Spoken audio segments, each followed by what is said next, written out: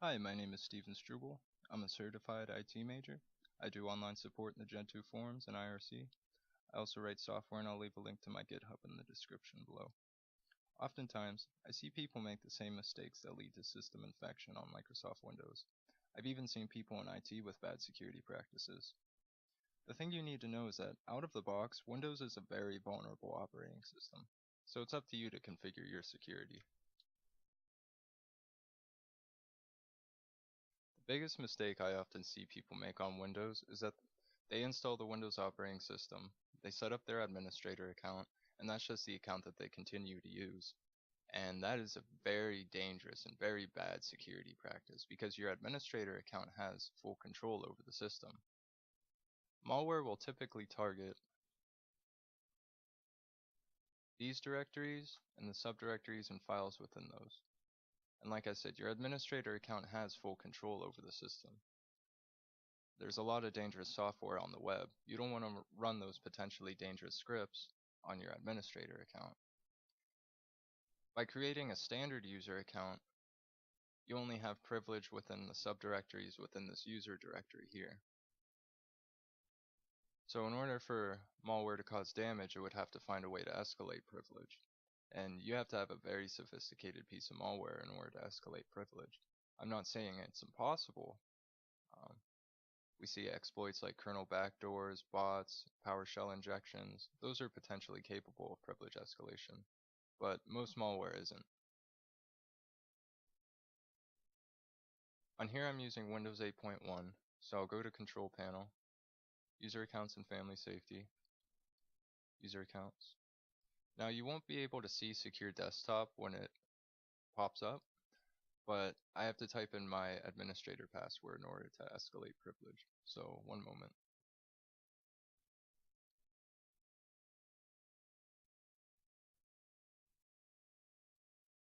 And you'll see here that I'm using a standard user account. And as it says, standard accounts can use most software and change system settings that don't affect other users or the security of this PC. Whereas your administrator account has full control over the PC.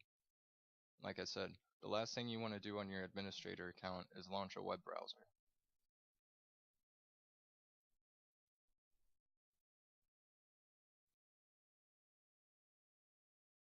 Now, as I said, standard user privilege is a great layer of defense against malicious scripts that would run on your system. Well, it's also a great layer of defense against someone who's directly attacking your system through the network. But to assure that malware or an attacker won't be able to escalate privilege, the best option is to make sure that you have Microsoft's latest security updates. So I'll go to System and Security, Windows Updates, change settings over here. And you'll see under Important Updates, these are the updates I install automatically. And as it says, they're important. These are your security updates, patches, hotfixes. And by installing them automatically, it assures that as soon as Microsoft releases these important updates, my system will fetch those updates, and the next time I reboot, they will be applied. And yes, unfortunately, you need to reboot to apply updates in Windows.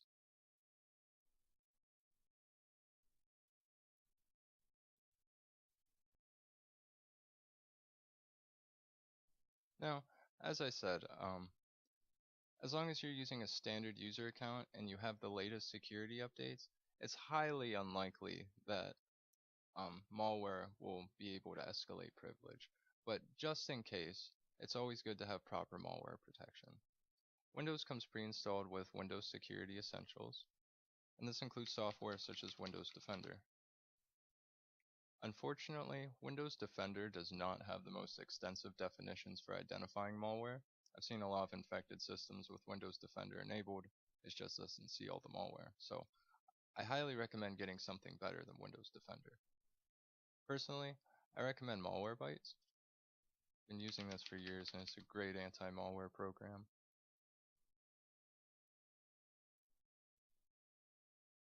It even includes some features you might not typically see in an anti-malware program. For example, I could scan the system for rootkits. Has very extensive definitions for identifying malware.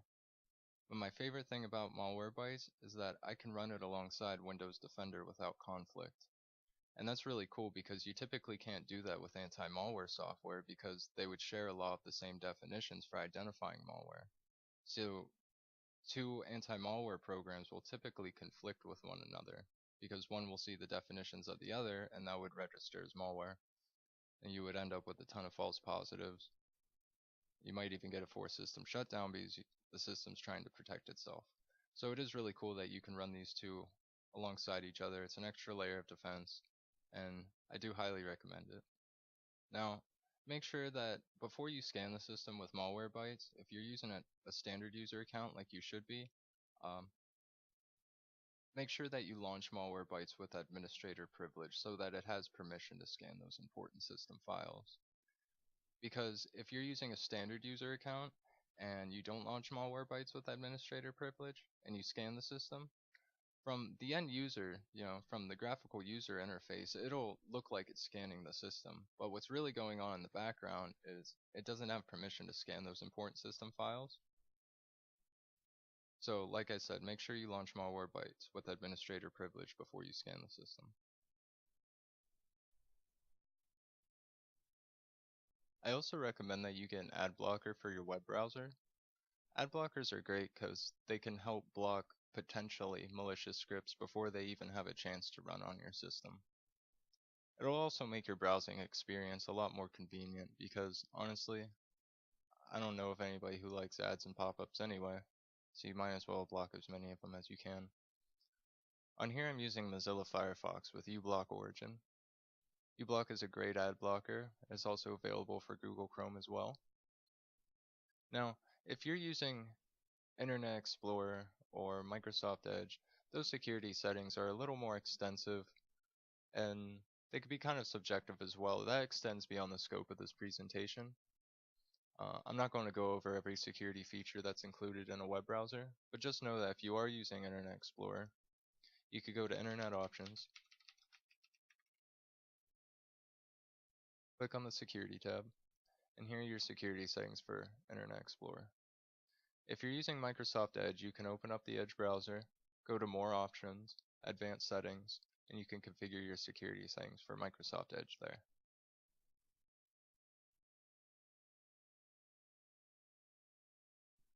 Another great layer of defense is your firewall. Now, Windows comes with Windows Firewall as well as Windows Firewall with Advanced Security. Now, if I go over here, I can allow an app or feature through the firewall. This is Windows Firewall.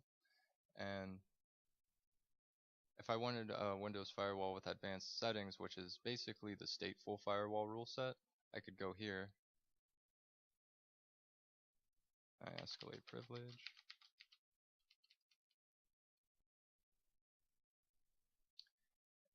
And as I said, this is your stateful firewall rule set for inbound and outbound traffic. Now, I'm not going to cover different firewall rule sets and things such as that because there's plenty of documentation out there on the web.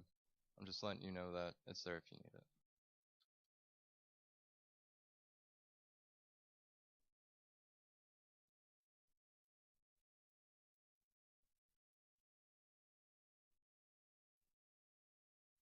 Now, as you see, this installation is over 2 years old, and it's just as healthy as the day I first installed Windows on it. My boot time is only about 4 seconds.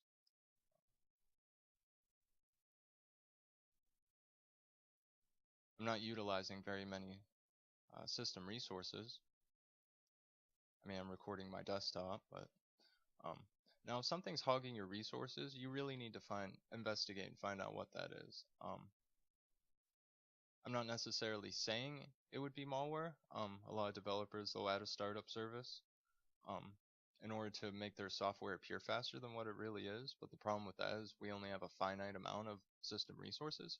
So, a lot of software that's loaded into temporary memory at system startup, that could bog down your system. But malware is also typically loaded into temporary memory at system startup. So like I said, if something's hogging your resources, like if you're using a lot of CPU, RAM, even a lot of disk or a lot of the network, when you only have desktop and task manager open, like I said, you really need to investigate and find out that whatever's utilizing those resources is legitimate software. We have our services over here. You can also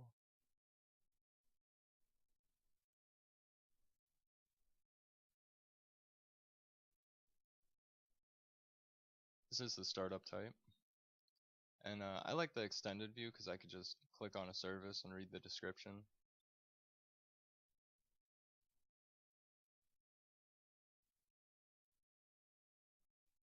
You can also view your reliability history.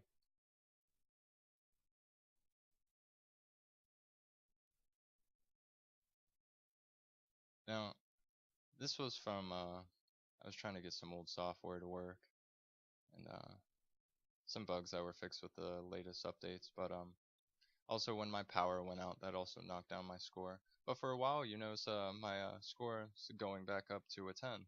And you actually typically don't see that on a Windows system because reliability history is it's really strict.